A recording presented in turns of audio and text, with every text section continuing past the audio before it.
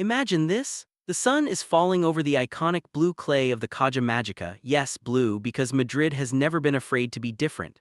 A packed stadium buzzes with that specific pre-holiday energy, the kind where people aren't just watching tennis but feel like they're part of something. Flags wave, cameras flash from every angle. The atmosphere is electric not because this is a final or a semi-final, but because this is Madrid, where passion for tennis runs so deep it sometimes forgets there are other sports. Now shift your focus to the center of it all. Standing near the net, still catching her breath from the last point, is a young rising star from the Philippines, Alex Eala, calm, composed, focused in that particular way she has where her face gives away almost nothing. She has just finished her match, and like every professional athlete on tour, she walks toward the on-court interview. It's a routine moment, something players go through dozens of times a season, nothing unusual, nothing unexpected. At least that's what everyone thinks. The interviewer smiles, holding the microphone with the practiced ease of someone who has done this 1,000 times. He begins speaking, but not in English, in Spanish, fast, fluid, the way locals speak when they're not thinking about simplifying their words for an international audience. Now here's the thing, this is where most international players pause. They smile politely, maybe laugh a little, and wait for the translator to step in. It's the usual pattern. Fans have seen it hundreds of times before, a small gap in the flow, a brief reminder that tennis is a global sport and not everyone speaks every language. So naturally the crowd expects the same. All eyes turn toward Alex, waiting, watching, anticipating that familiar moment of hesitation. But then something completely unexpected happens. Alex doesn't hesitate, not for a second. She doesn't look confused, she doesn't glance off stage for help, she doesn't do that little half laugh that says "I wish I understood you." Instead, she leans slightly toward the microphone and begins to speak. In Spanish, fluent, clear, confident, and instantly the entire energy of the stadium changes. At first there is silence, not the comfortable silence of a crowd settling in, but the sharp silence of a crowd trying to process what they are hearing. Did she really just respond in Spanish, and not just simple words yes, no, thank you, but full sentences? Smooth pronunciation, natural rhythm, it doesn't sound rehearsed, it doesn't sound forced, it sounds real, authentic, like someone who truly understands the language not as a party trick but as a second skin. And then the reaction hits. Gasps ripple through the audience, people look at each other in disbelief, eyebrows raised, mouths slightly open. Some fans smile wide, the kind of smile that starts small and then grows uncontrollably. Others shake their heads slowly as if to say, "I can't believe what I'm hearing." And within seconds that stunned silence explodes into cheers. Loud, passionate, unstoppable. Because what they just witnessed wasn't ordinary, it wasn't expected, it wasn't even common, this was something rare. A young Filipino tennis player, barely 20 years old, standing in the middle of one of Spain's most important tournaments, speaking Spanish like she belongs right there. Not like a tourist, not like a student, like someone who has lived inside the language long enough to forget she ever learned it. And in that exact moment, Alex Eala stopped being just another international competitor. She became something more, someone the crowd could relate to, someone they could connect with, someone who understood them not just through the game of tennis but through their own language, their own rhythms, their own way of seeing the world. That connection is powerful because language is more than just words, it's emotion, it's culture, it's identity. And Alex just tapped into all of it effortlessly. This wasn't memorized textbook Spanish. This wasn't a practice response prepared backstage by a well-meaning publicist. This was natural, fluent, almost instinctive. You could see it on her face too, the calm confidence, the ease, the comfort, like she had done this 1,000 times before. As the cheers continued to echo around the stadium, one thing became crystal clear to everyone watching. They weren't just witnessing a tennis interview anymore. They were witnessing a moment that surprises, a moment that inspires, a moment that connects an athlete to an entire nation in seconds. Because in a sport where performance usually speaks the loudest, where results are supposed to do all the talking, today it wasn't the racket, it wasn't the scoreline. It wasn't even the match she had just played, it was her voice. And just like that, Madrid wasn't just watching Alex Eala anymore, Madrid was listening. Now you might be wondering, how did she do it? How does a Filipino tennis star step onto one of Spain's biggest stages and speak the language like she's been part of it her whole life? This is where the story gets even more interesting. Because Alex Eala didn't just wake up one day and suddenly become fluent in Spanish. This wasn't luck. This wasn't a short-term effort. This was years in the making, woven into the very fabric of her journey. You see, Spain isn't just another stop on her tennis calendar. It's her second home.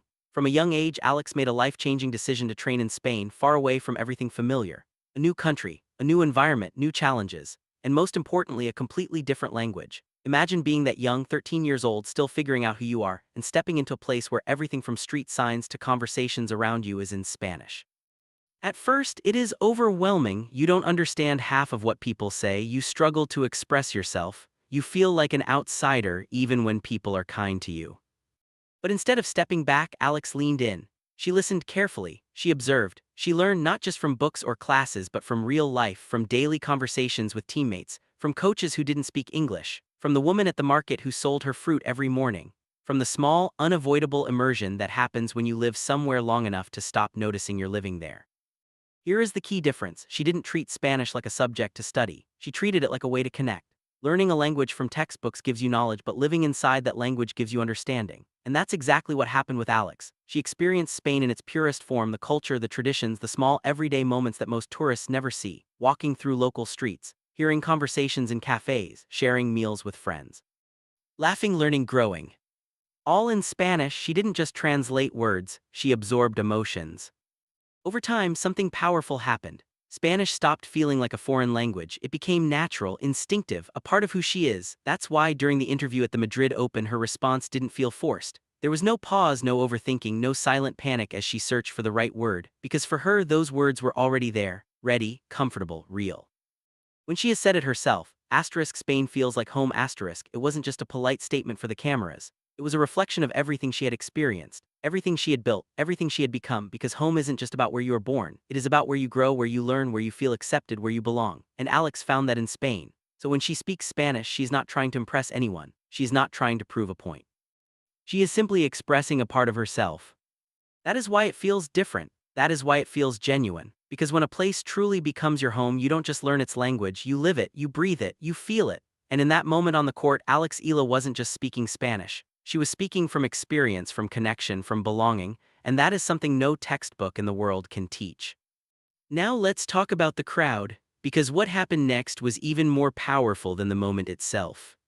The second Alex started speaking Spanish, something shifted, not just in sound but in feeling. At first it was subtle, a pause, a shared glance between fans, a quiet realization spreading through the stands like a whispered secret: wait, she speaks like us. And in a place like Madrid where passion runs deep and identity matters, that realization carries weight. Because here's the truth: tennis fans don't just watch matches, they feel them, they connect with players, they adopt them. They turn athletes into their own. In that exact moment, Alex stopped being the visiting player from the Philippines. She became something else, someone closer, someone familiar. The energy in the stadium didn't just rise, it transformed. Cheers became louder, applause became stronger. Every reaction felt more personal, more emotional. Because now the crowd wasn't just supporting a talented athlete, they were supporting someone who understood them. Someone who spoke their language, not just with words, but with confidence and authenticity. That kind of connection is powerful. It turns admiration into affection, respect into loyalty, interest into full-blown support. You could see it everywhere: fans leaning forward, fully engaged, smiles spreading across faces, people nodding in appreciation, the way you nod when someone surprises you in the best possible way. It felt less like a formal interview and more like a conversation between one of their own and the crowd. But the story didn't stop inside the stadium, because what happened next took things to a whole new level. Spanish media picked up the moment almost instantly. Major sports outlets like Marca and AS, publications that don't hand out praise lightly, began writing about her. Not just her performance, not just her draw or her ranking, but her identity. And then came the nickname: unexpected, powerful, memorable, La Filipina Española, the Filipina Spaniard. Think about that for a second. That is not just a catchy headline. That is a statement, a recognition, a symbol of belonging. Nicknames like that aren't given easily, especially in a country so proud of its culture, so protective of its identity. It means she didn't just impress them. She resonated with them deeply, genuinely, memorably. The nickname is about more than speaking Spanish. It is about sounding like you belong. It is about feeling familiar in a place that wasn't originally yours. It is about bridging two worlds, her Filipino roots and her Spanish journey, into one identity.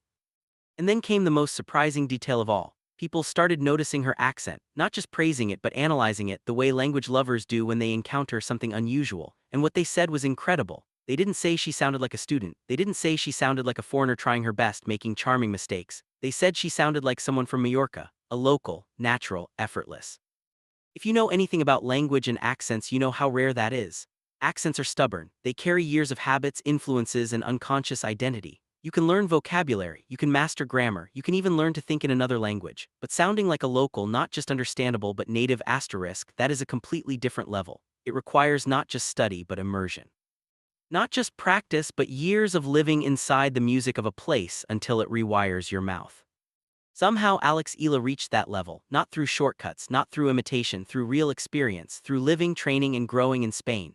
The crowd in Madrid understood that. They weren't just excited, they were respectful, because they recognized something important. This wasn't someone pretending to be part of their culture for a few minutes of goodwill. This was someone who had truly embraced it, and in return Madrid embraced her right back. Then came the moment that changed everything. Not a powerful forehand, not a match-winning point, not a dramatic comeback, something far simpler and somehow far more powerful. A short clip, just a few seconds long.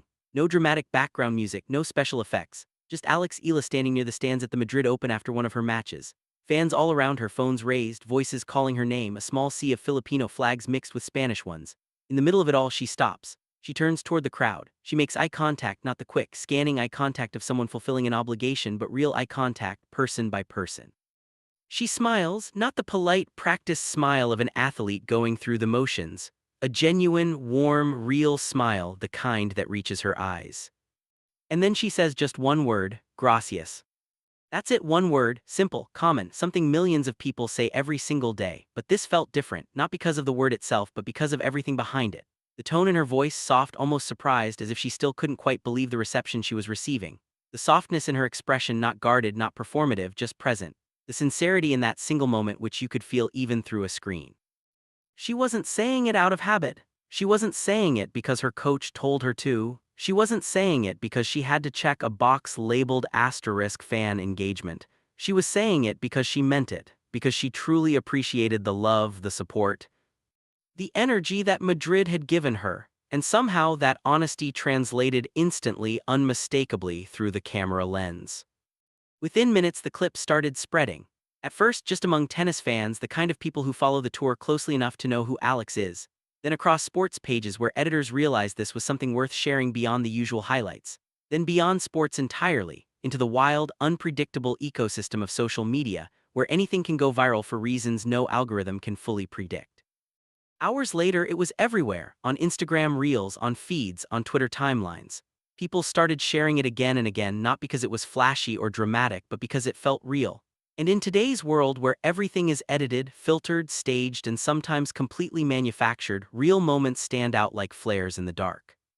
Suddenly, people who had never watched her play before knew her name.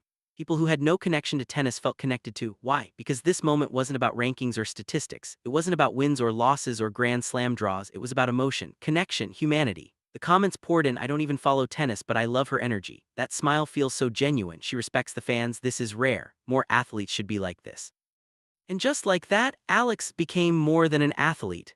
She became a moment people wanted to be part of, a story people wanted to share, a person people wanted to root for even if they didn't understand the difference between a backhand slice and a topspin lob.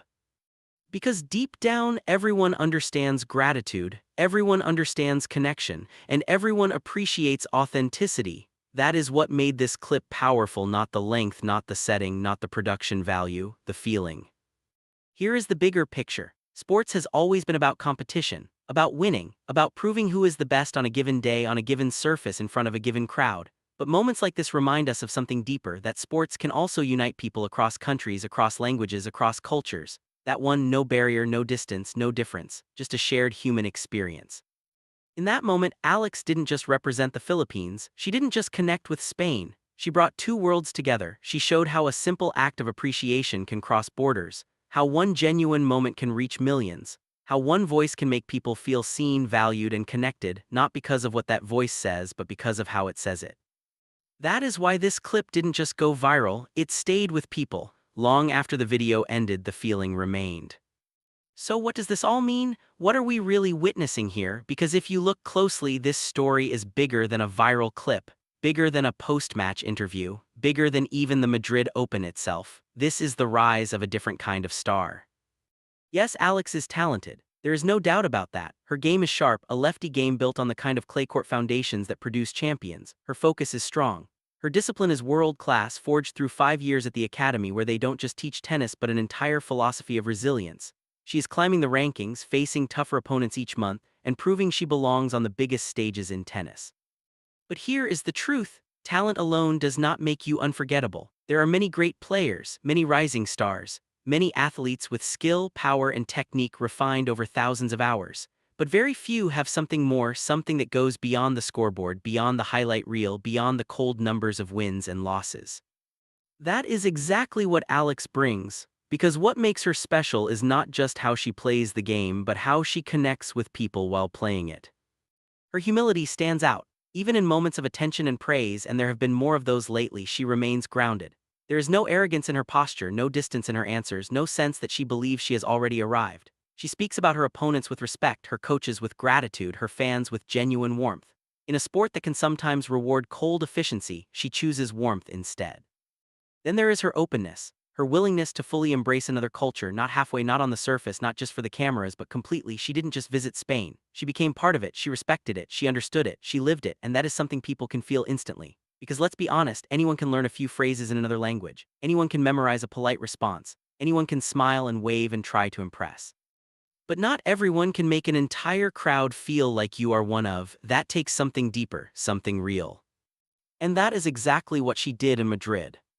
In a sport where players often rely only on performance, where success is measured in points, sets, and trophies, Alex added something rare, something unforgettable. Personality, connection, humanity, and those three things last longer than any match result. Because years from now, people might forget who she played that day. They might even forget the stage of the tournament, but they won't forget this moment, the moment she spoke, the moment she connected.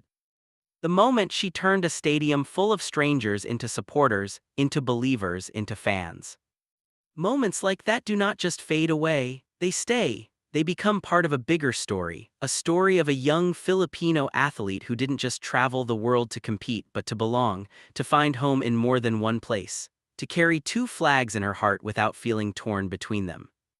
And maybe, just maybe, this is only the beginning. Because if she can create this kind of impact already at this stage of her career, still climbing, still learning, still adding layers to her game, imagine what lies ahead. Bigger tournaments, bigger crowds, bigger moments. The French Open, where her clay court education will face its most famous test. Wimbledon, where the grass will ask different questions.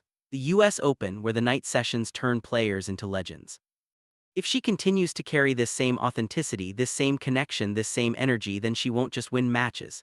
She will win hearts everywhere she goes, and that is when something truly special happens. Because the world does not just watch stars like that, the world supports them, the world believes in them, the world roots for them loudly, passionately, across every time zone and language barrier. Right now, that is exactly what is happening with Alex. She is no longer just a promising player, she is becoming a global story, a symbol of connection. A reminder that greatness isn't just about what you achieve, the trophies, the rankings, the prize money, but about how you make people feel along the way. If this moment in Madrid taught us anything, it is this: her journey is not just about tennis anymore, it is about impact, and the world, it turns out, is more than ready for it, ready to listen, ready to cheer, ready to say in whatever language they speak, thank you right back.